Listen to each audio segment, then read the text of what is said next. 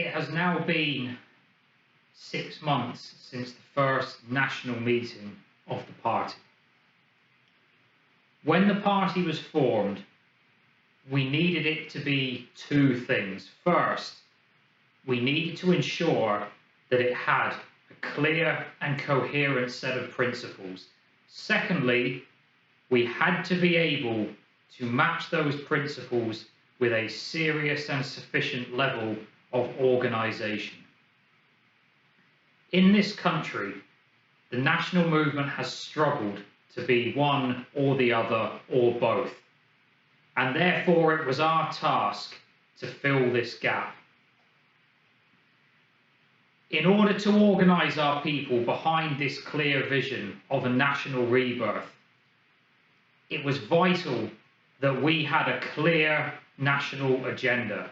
There could be no illusion what the party stood for, what its principles were, or what our picture of a Britain reborn in a new image would be. We had to make it this way because this country is at a crossroads, and our people are at a crossroads. Both the old left and the old right have been taken over by some of the worst political fraudsters in the history of Great Britain. They've both degenerated into totally aimless, totally baseless populism. And it has become, in those two spheres, almost pathologically normal for people to promise you the world, to promise you absolutely anything in order to get one thing out of you, that one thing being your vote. Once they've had your vote, that is the only thing they want, because with that vote comes the money and comes the power. Betrayal, exploitation and greed have become as much a hallmark of these new political fraudsters, these new politicians, as ever it was of the old class of Westminster criminals that have contaminated our government for the last 100 years or more. The old system and the old Westminster criminals are slowly dying. And as they are starting to pass into the ether with those old parties, the Conservative Party, the Labour Party, the Liberal Party, as the old parties die, what those people do, those same people, is they look for a new lease of life. They look for lifeboats to escape what deservedly should be their end. And they find these lifeboats in the form of, on the left, parties like the Greens, or parties like the militant left-wing Your Party, which stands for absolutely nobody except the one or two people that happen to run it.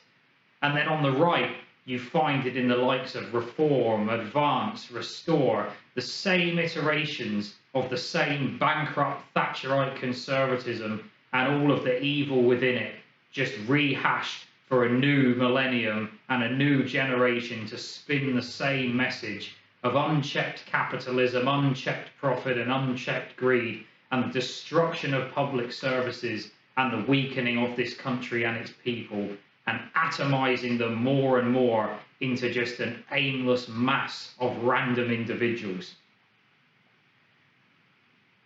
If we indulge in these coping mechanisms, in these lifeboats, if we indulge in the desire to save those bankrupt ideas for yet another generation, all we will do is prolong the suffering and agony of our people. There is no hope for the future in these parties, whether they're new, whether they're old. It's the same people on the same merry-go-round of profit and betrayal. And it will not end just because they put on a different colour tie or put on a different shaped rosette. It will not end. It will just be a repeat of exactly the same things. Men who will promise you the world and deliver you only a bill.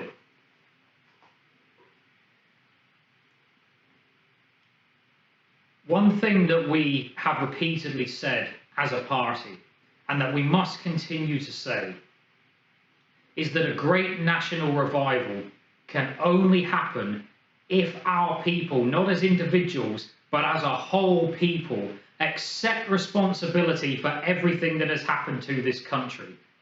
It is so common for people, even in our own ranks, to say, we never voted for this, we never voted for mass immigration, we never voted for betrayal and corruption, we never voted to see our industries and our workplaces torn down and shipped off to the slums of Asia. We never voted to have our housing and our rent prices driven beyond reach. We never voted for the endless empty promises of the old order.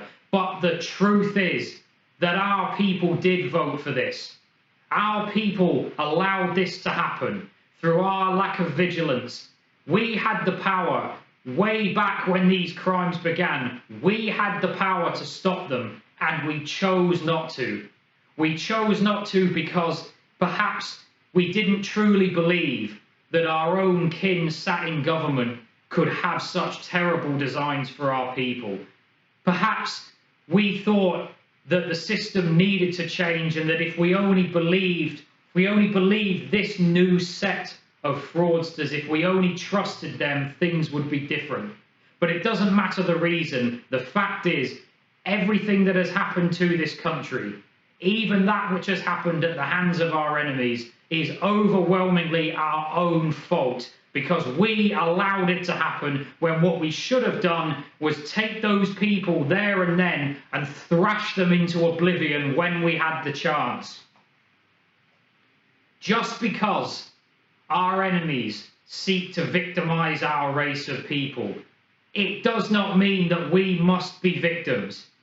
The victimhood that faces us is a choice. If we can get ourselves into the position we are, as a people who are broken and downtrodden and exploited, then we can get ourselves out of that position just as well. Through our promise of national community, the replacement of 60, 70 million individuals with one great community, our promise is a world in which all of our people, whoever they might be, all will be given two things. Firstly, they will be given a purpose. And secondly, they will be given the chance at redemption. A chance of redemption for the sins of apathy and ignorance, the sins that we have allowed our country to fall into the pit that is in.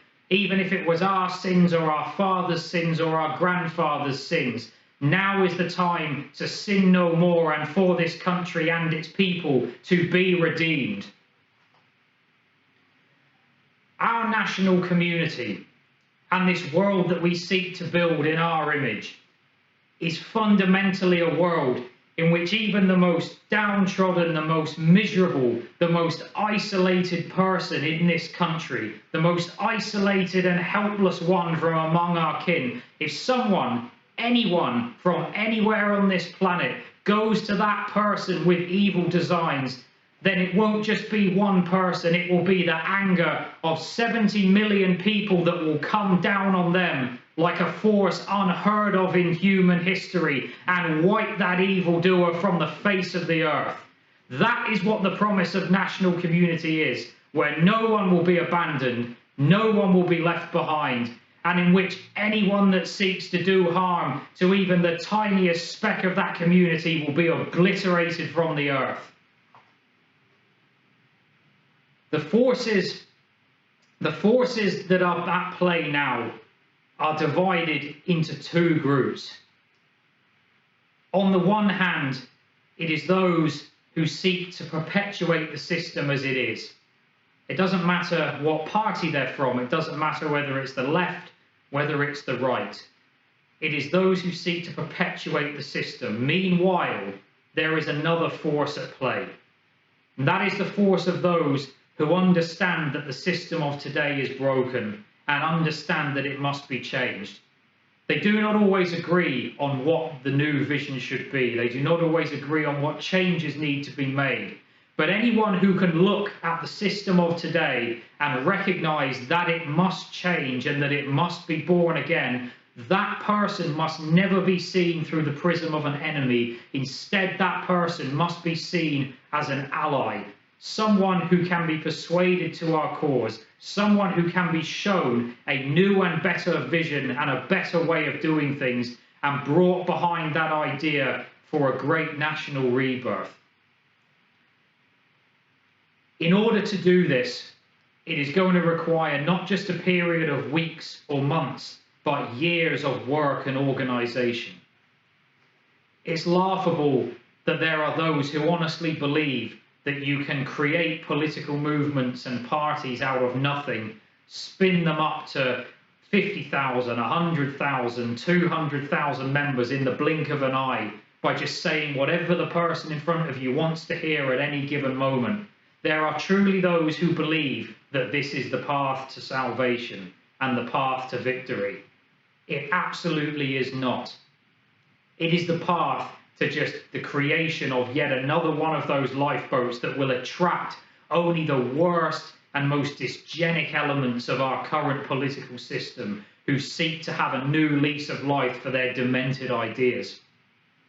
Instead, we must never trade our dignity, we must never trade our principles, and we must never trade genuine hard work for these ill-fated attempts to bootstrap ourselves into power through cheap tricks, charlatan antics, and most importantly, we must never be guilty of the lies of which all our enemies are equally guilty of and which we will relentlessly accuse them of committing.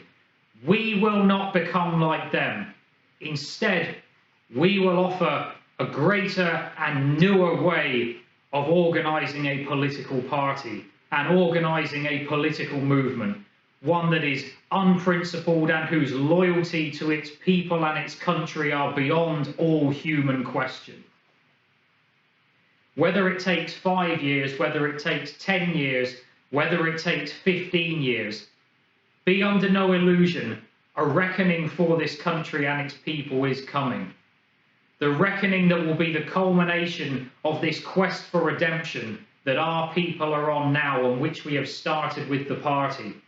That reckoning will come. Once all our forces are mobilised, once all the pieces are in place, once we have truly followed the path of organisation and principle, we will enable ourselves to go to battle with a fighting force that no enemy can face, that no enemy can sabotage, that no enemy can undermine, and which no enemy can ever hope to defeat. Once that reckoning is over and the fight is done, the old order of deception and lies, an order that has persisted in this country for generations, that order will be swept away. Not even the ashes will be left. And in its place, all that will remain is Britannia, Britannia, and Britannia still.